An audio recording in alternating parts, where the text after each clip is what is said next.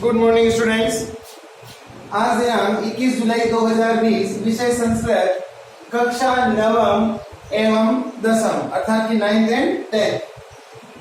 आज कक्षा 9th और 10th का एक ग्रामर का टॉपिक है संधि प्रकरण, जो कॉमन टॉपिक है, इसे हम एक साथ ले रहे हैं। तो ये 9th और 10th में समान रूप से चलेगा। संधि प्रकरण में आप लोगों ने जो है वो असंधि, सबसे पहले संधि की जो है परिभाषाएं, उत्पत्ति इत्यादि पढ़ी। सम उपसर्ग पूर्वक रुदांश धातु से धियों के सूत्र के द्वारा संधि शब्द निष्पन्न होता है। फिर उसके बाद में आप लोगों ने जो है वो इसके अंदर कुछ परिभाषाएं पढ़ी, जैसे परसन्निकर्ष संहिता, अर्थात कि वर्णों की अत्यंत निकटता को इस संहिता कहा जाता है। संहिता का अर्थ है संधि। तो इस तरह से जो है आपने कुछ परिभाषाएं पढ़ी। उन परिभाषाओं में आपने एक और परिभाषा पढ़ी, वो थी वर्ण संधानम संधि, अर्थात कि वर्णों की अत्यंत निकटता के कारण जो परिवर्तन होता है हम उसी को संधि कहते हैं। फिर आपने एक संयोग पढ़ा। संयोग का अर्थ होता है दो वर्णों के परस्पर मिलने पर जब परिवर्तन नहीं होता और वर्णों को ज्यों की त्यों लिख दिया जाता है निकटता के साथ, उसे हम संयोग कहते हैं। फिर आपने पढ़ा कि संधि तीन प्रकार की होती है, अच संधि, हल संधि तथा विसर्ग संधि। फिर आपने अच संधि में जो है वो आप पढ़ रहे हैं नंबर 1 दीर्घ संधि। दीर्घ संधि में आपने एक नियम पढ़ा जिसमें अ और आ मिलकर अ या आ के पश्चात यदि अ या आ होता है तो उनके स्थान पर आ आदेश हो जाता है। ये आपने पढ़ा। उसके कुछ उदाहरण भी पढ़े थे, जैसे राम धन अवतार, रामावतार इत्यादि। आज हम दूसरा नियम पढ़ रहे हैं दीर्घ संधि का। पहला नियम आप कल पढ़ चुके हैं, जिसमें आपने पढ़ा था कि प्रथम पद का अंतिम वर्ण अ हो या आ हो तथा द्वितीय पद का प्रथम वर्ण अ हो या आ हो, उनके स्थान पर आ आदेश हो जाता है। आज आप पढ़ रहे हैं ई या दीर्घ ई के पश्चात यदि लघु या दीर्घ ई हो तो वहां पर दीर्घ ई आदेश हो जाती है।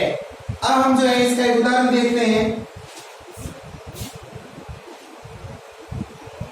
जैसे देखिए,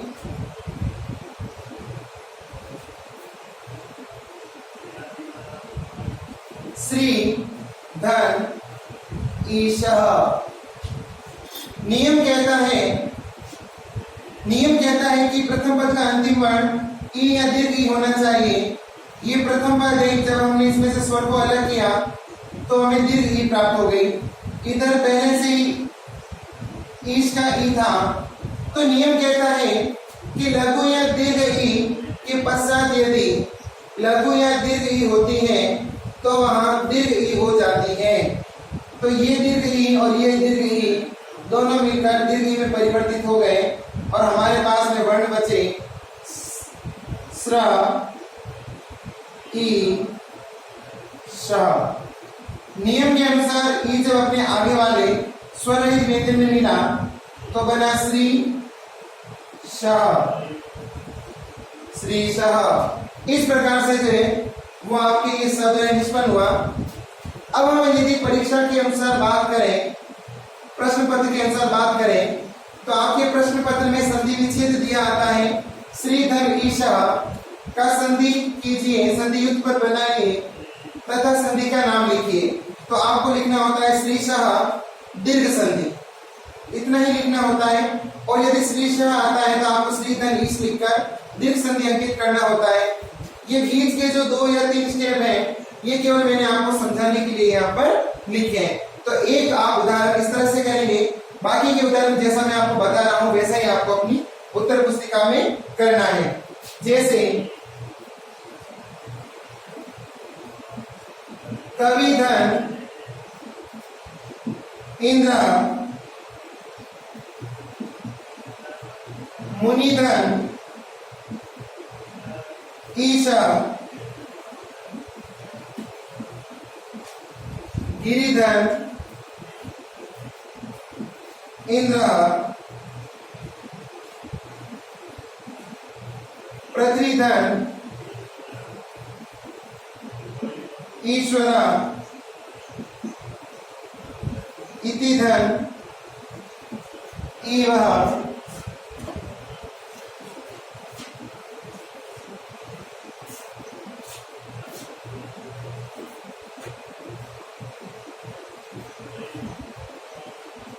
अतिधन इव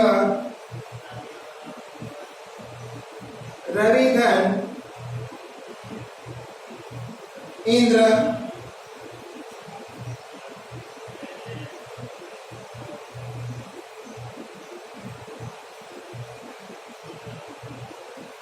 परिधन इच्छा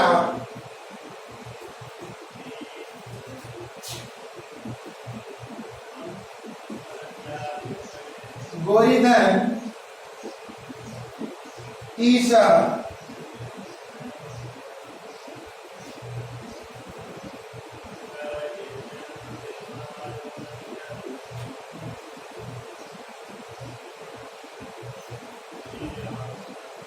महती धन इच्छा। अब आप यहां पर जैसा कि देख रहे हैं कवि धन इंद्र दोनों ई मिलकर दीर्घ में परिवर्तित हो गई और बन गया कविंद्र। मुनि धन ईश तो शब्द बना मुनीश। गिरिधन इंद्र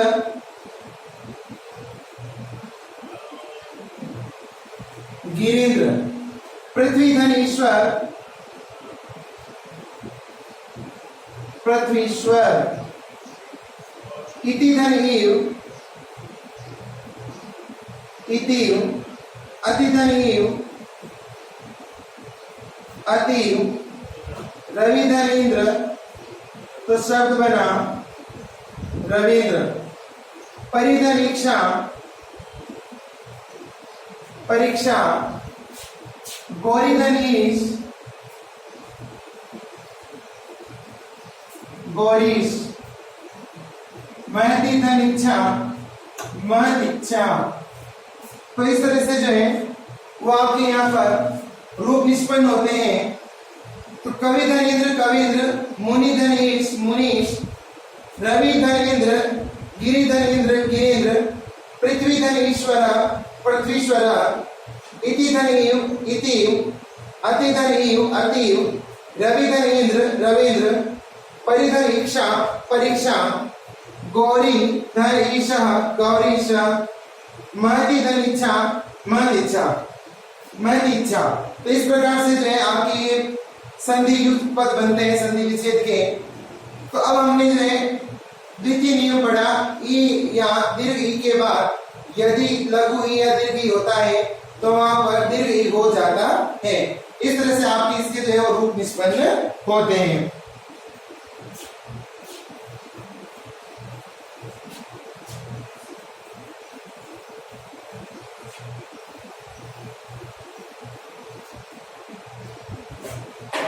देखिए अगला नियम कहता है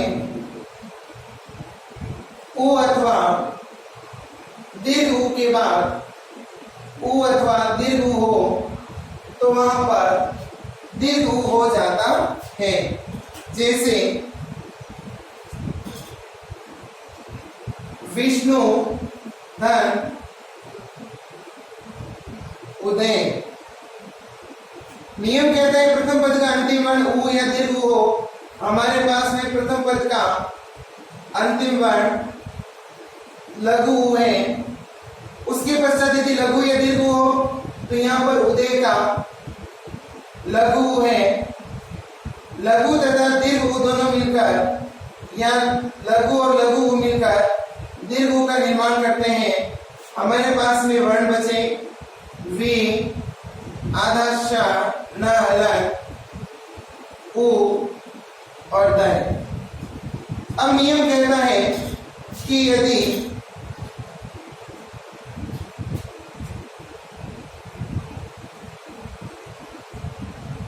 स्वर से पहले यदि स्वर एक व्यंजन हो तो पीछे वाला स्वर आगे वाले व्यंजन में मिल जाता है तो बना विष्णु और ये दय विष्णुदय। इस प्रकार से जो है वो आपके ये संधि युक्त पद बनता है। विष्णुधन उदय, विष्णुदय, और यदि विष्णुदय लिखा आता है तो आपको लिखना है विष्णुधन उदय। आगे आपको दीर्घ संधि भी लिखनी होती है। तो इस तरह से जो है वो इसकी एक हमने उदाहरण जो है वो विस्तार पूर्वक किया है। अब आप कुछ उदाहरण देखिए, जैसे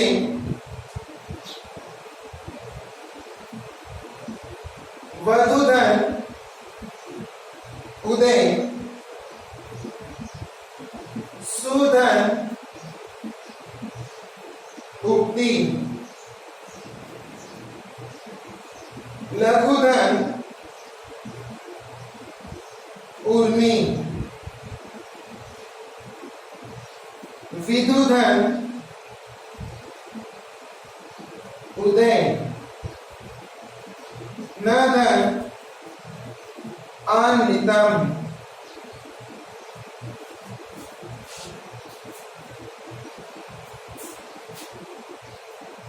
भानु धन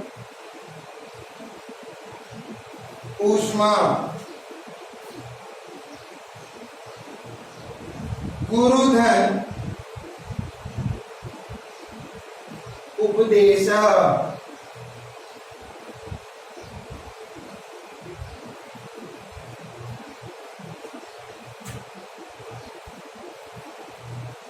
भानु धन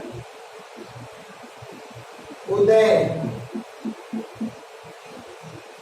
मधुधन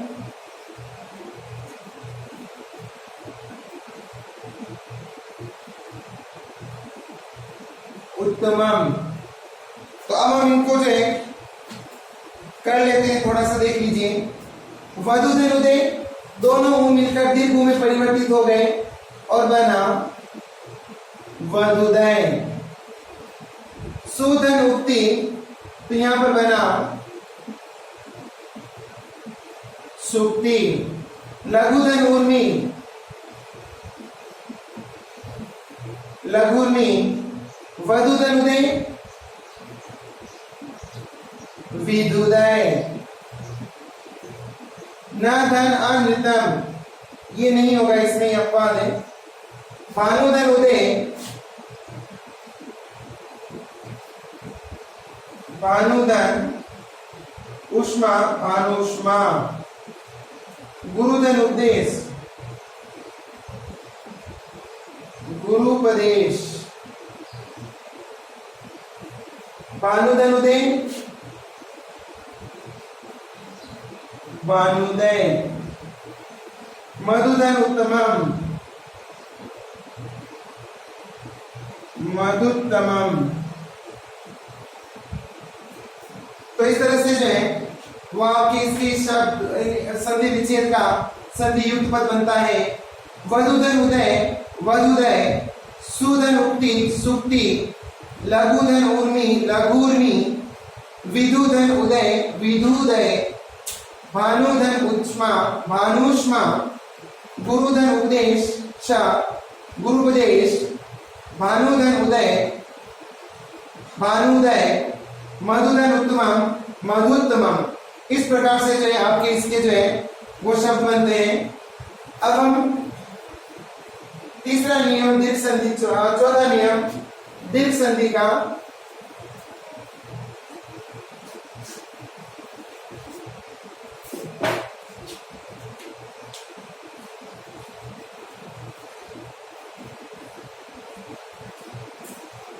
नियम कहता है री या दीर्घ री के बाद यदि री या दीर्घ री हो तो वहां दीर्घ री हो जाता है। जैसे होत्रीधन ऋकार। नियम कहता है प्रथम पद का अंतिम वर्ण लघु या दीर्घ री होना चाहिए। तो हमारे पास में यहां पर है लघु री, उसके पश्चात है ऋकारा। लघु री और लघु री दोनों मिलकर बन गया दीर्घ री। और दीर्घ री जो है वो इस तरह से दिखाई देता है। तो हमारे पास बचा हो त लन री कार, री त में मिल जाएगा तो बना होत्रीकार। तो इस तरह से जो है ये शब्द बनता है। यह होत्री धन ऋकार, होत्रीकार, होत्रीकार इसका संधि विच्छेद हो गया होत्री धन ऋकार। आगे आपको लिखना होगा संधि दीर्घ संधि। इसके कुछ उदाहरण देखिए। पितृधन ऋणम पितृणम,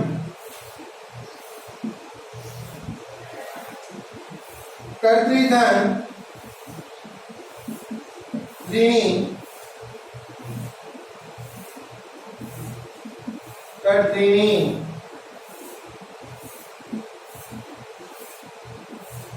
कर्तृधन रिद्धि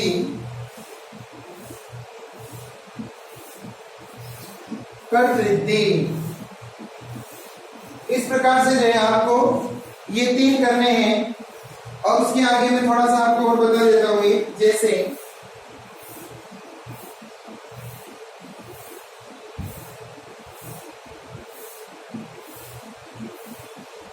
पितृधन ऋणम पितृणम,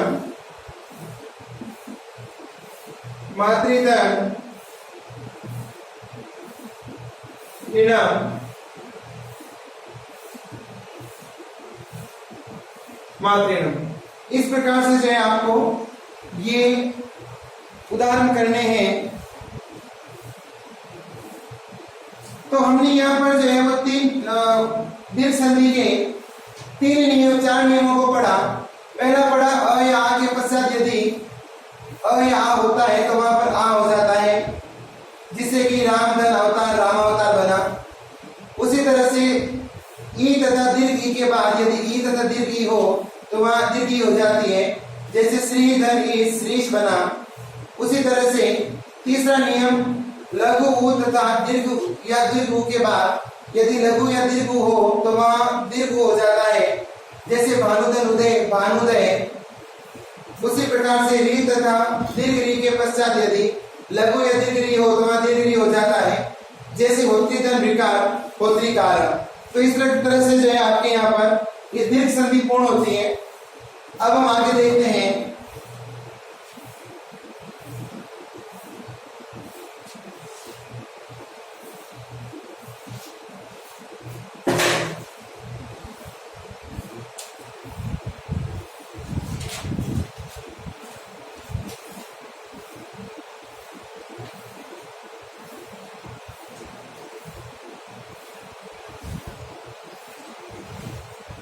अब आपके अगली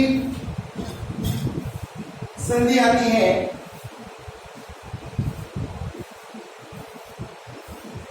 गुण संधि। गुण संधि का सूत्र है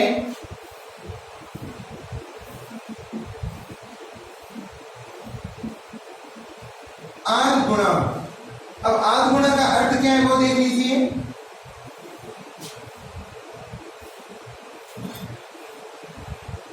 नियम नंबर 1 कहता है अ या आ के पश्चात यदि लघु ई या दीर्घ ई हो तो वहां पर ए आदेश हो जाता है, अर्थात ए हो जाएगा। दूसरा नियम कहता है अ या आ के बाद यदि उ तथा दीर्घ उ हो तो वहां पर ओ हो जाएगा। तीसरा नियम कहता है अ या आ के बाद यदि री हो तो वहां पर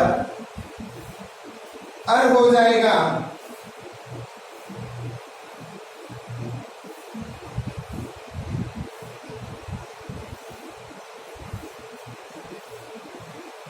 उसी तरह से नियम नंबर 4 कहता है, इसमें एक ही आएगी। नियम नंबर 4 कहता है अ या आ के पश्चात यदि ली होता है तो वहां अल आदेश हो जाता है। अब हम सबसे पहले प्रथम नियम को देखते हैं।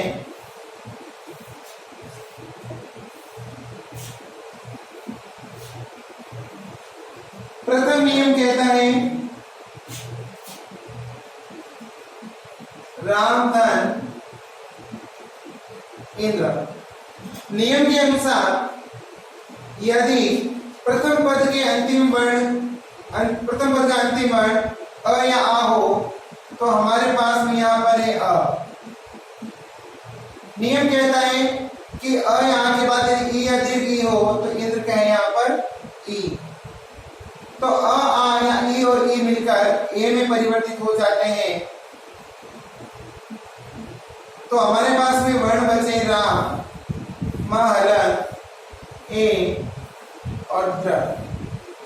अब जब ए अपने आगे वाले म स्वर रहित व्यंजन में मिल जाता है तो शब्द बनेगा रामेंद्र। इस तरह से जो है रूप निष्पन्न होता है।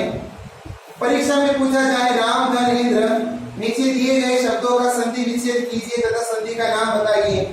तो यदि दे दिया रामेंद्र तो आपको लिखना है राम धन इंद्र, आगे लिखना है गुण संधि। और यदि आता है राम धन इंद्र तो आपको लिखना है रामेंद्र और साथ में लिखना है आपको गुण संधि। अब इसके कुछ उदाहरण देख लीजिए। देवधन इंद्र, परम धन ईश्वर,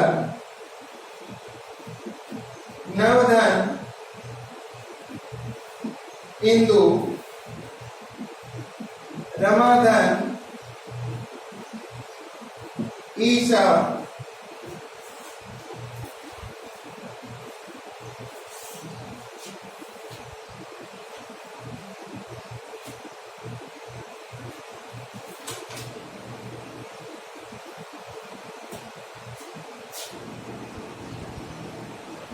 उपधन इंद्र, गजधन इंद्र,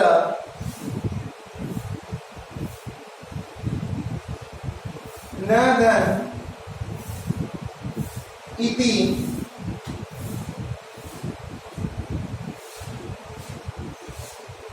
विकलधन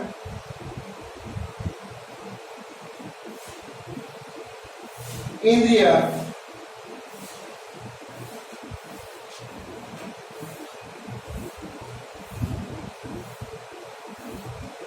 रामधन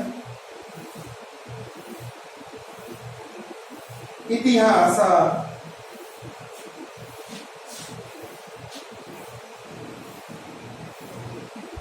महाधन इंद्र, तथाधन इति,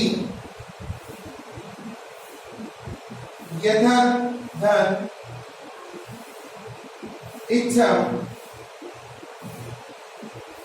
यथाधन इष्ट। तो अब हम इनको देख लेते हैं थोड़ा। जैसे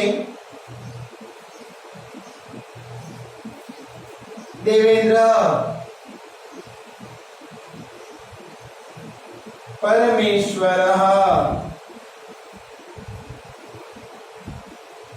नवेन्दुः, रमेशः, उपेन्द्रः, गजेन्द्रः, नेति, विकलेंद्रिय, विकलेंद्रिय जिसकी राम इतिहास, रामेतिहास,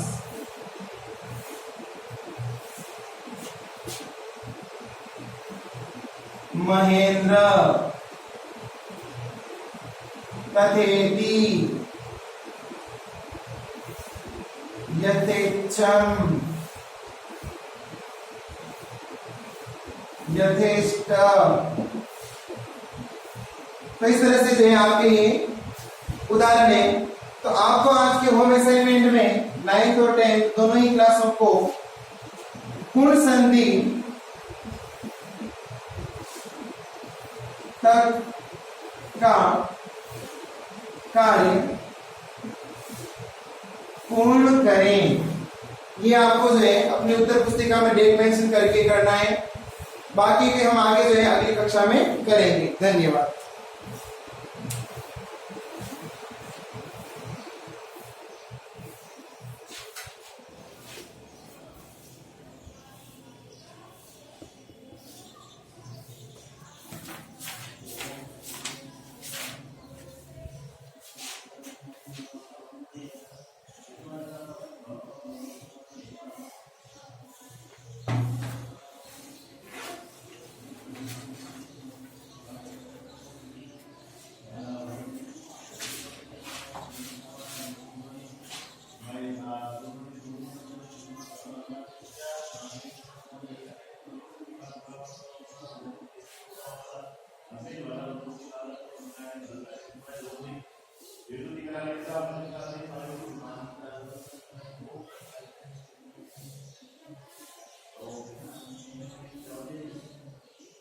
Okay.